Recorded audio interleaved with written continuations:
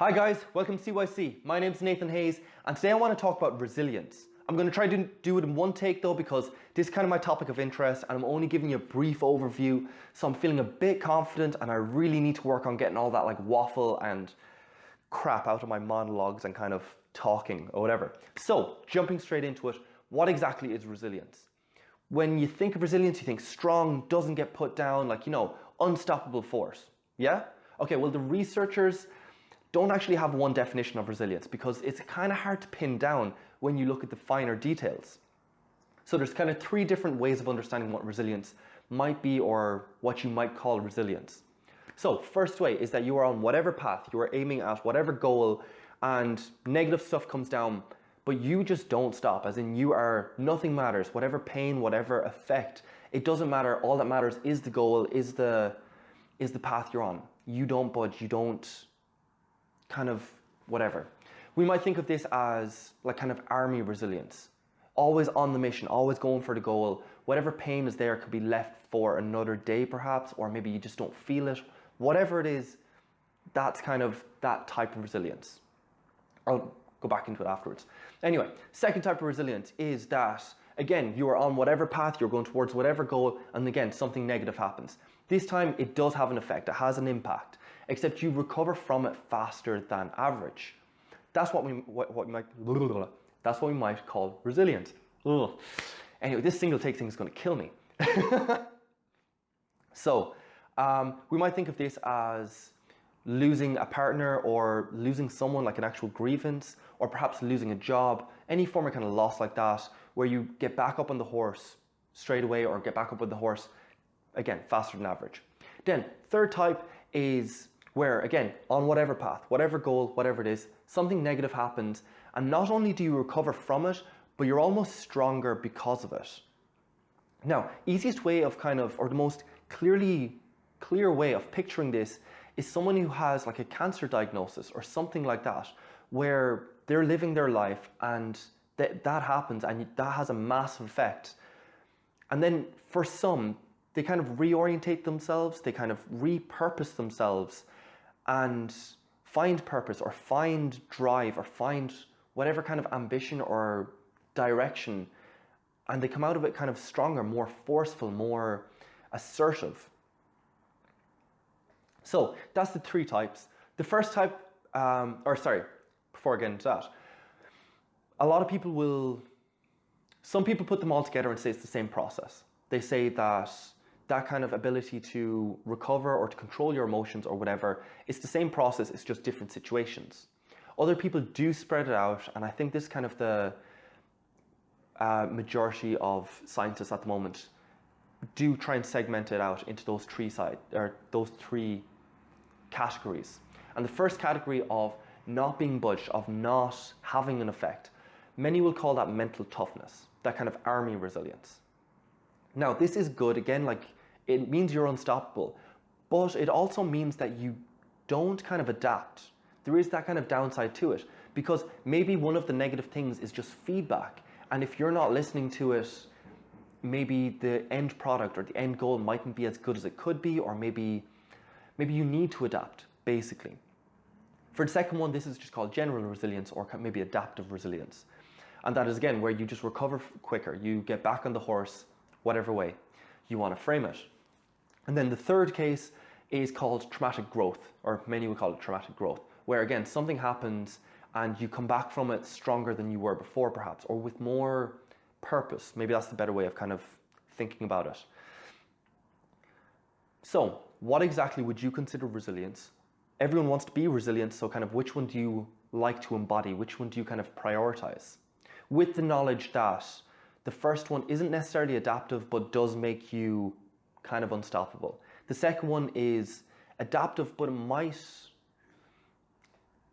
might make you a bit more, it might make you slower. In your ability to adapt, it might kind of slow you down. There is an impact, basically. So maybe that could be considered a downside of that.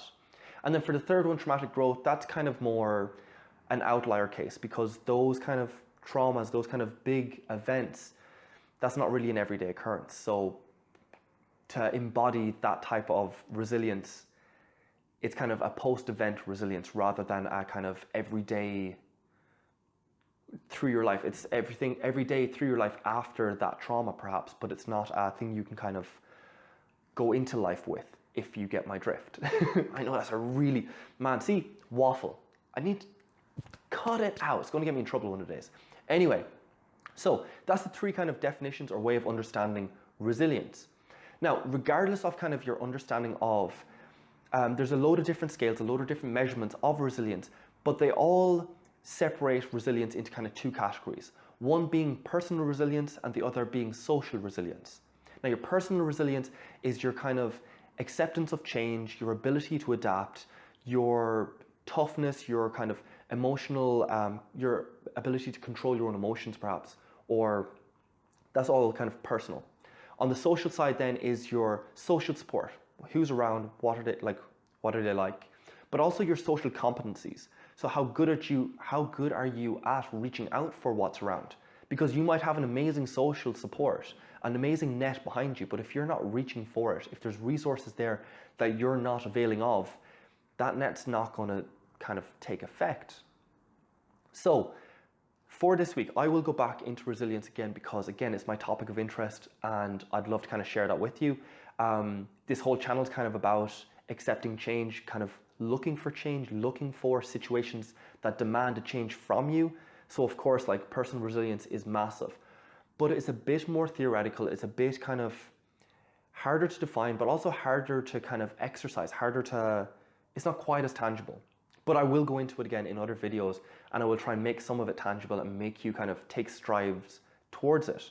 But for this video, for this week, I want you to look on the social side. I want you to say, what is your social support at the moment? How kind of cohesive is your family? Are ye very close? Do you talk the whole time? Do you talk honestly? Do you all kind of agree on similar things? Or is there a lot of differences between you? And I want you then again to ask those same questions about your friends, about kind of maybe your work friends or whatever, but all the people around you, ask those same questions. Are they very similar to me? Are they very, again, not similar? Do you talk frequently or not?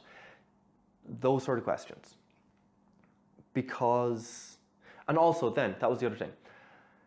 How good are you at reaching out to whatever supports are around? Whether it's an organization where you need to call up someone or you need to go in to talk to a professional or whatever it is, or whether it's simply availing of those more intimate kind of social supports.